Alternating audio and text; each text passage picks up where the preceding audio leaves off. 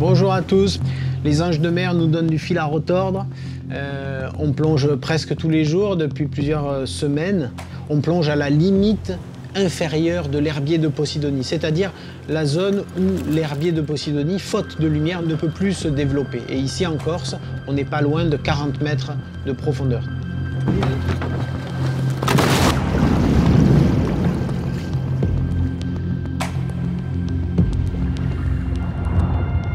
L'écologie de l'Ange, elle est intimement liée à la topographie et au réseau particulier de la côte orientale. C'est une côte basse, sablonneuse, avec un grand herbier et des apports d'eau douce importants, avec beaucoup d'étangs saumâtres. Et à chaque fois qu'il y a des lagunes, des étangs saumâtres et des embouchures, c'est des zones de frayère, donc il y en a partout. Après, il y en a partout, mais c'est pas pour autant qu'on les voit. Nous ne sommes qu'à 4 anges de mer aperçus en plongée. Et nous en avons marqué 3. 3 anges de mer aujourd'hui portent une balise Argos qu'ils vont garder sur le dos pendant 9 mois et qui nous donneront des tas d'informations physiques.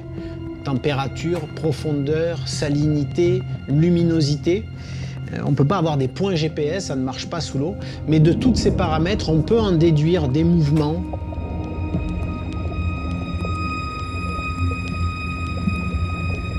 Et l'année dernière, nous en avions marqué 2. Et ces 2 anges marqués l'an dernier nous ont déjà révélé un résultat assez surprenant. Ces anges de mer ont effectivement des zones de prédilection qui ne sont pas les mêmes au cours de l'année. Mais quand ils sont établis quelque part, leur mode de vie peut être extrêmement discret avec des phases d'immobilité de plusieurs jours.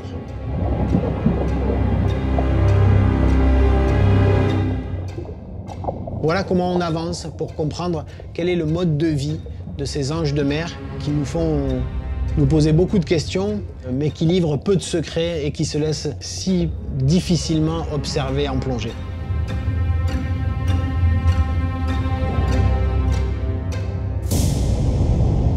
L'importance des études menées pour la connaissance des habitats des espèces pour un parc, c'est primordial. C'est comme ça que le public comprend ce qu'il faut faire pour protéger. Parce que quand on ne connaît pas, on ne protège pas.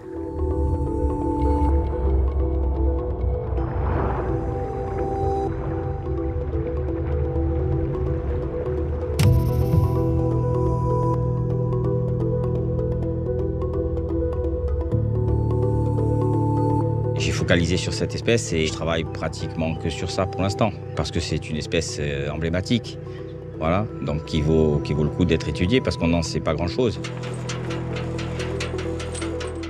Les pêcheurs qui le rencontrent considèrent que c'est une espèce très commune et ils ne comprennent même pas le statut de protection puisqu'ils le capturent plus fréquemment que certaines espèces, qui vendent.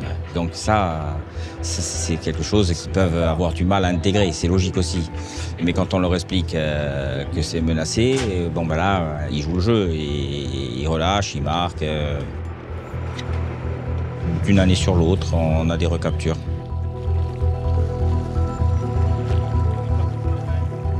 J'en ai trouvé des tout petits qui viennent de naître. J'ai eu les anges de mer nés à bord, 3 fois. C'est le 4e celui-là. Ouais, il y en a encore un. Hop, hop.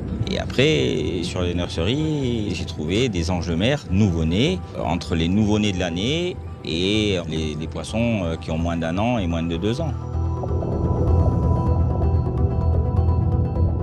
Alors voilà, nous avons besoin de mieux connaître sa biologie pour que ce qui semble être ici un refuge pour cette espèce qui a disparu partout ailleurs, le reste encore, et qui sait, peut-être demain, cette espèce pourrait recoloniser la Méditerranée si les conditions venaient à changer, à partir de cette population refuge de la Corse. On a le droit de rêver.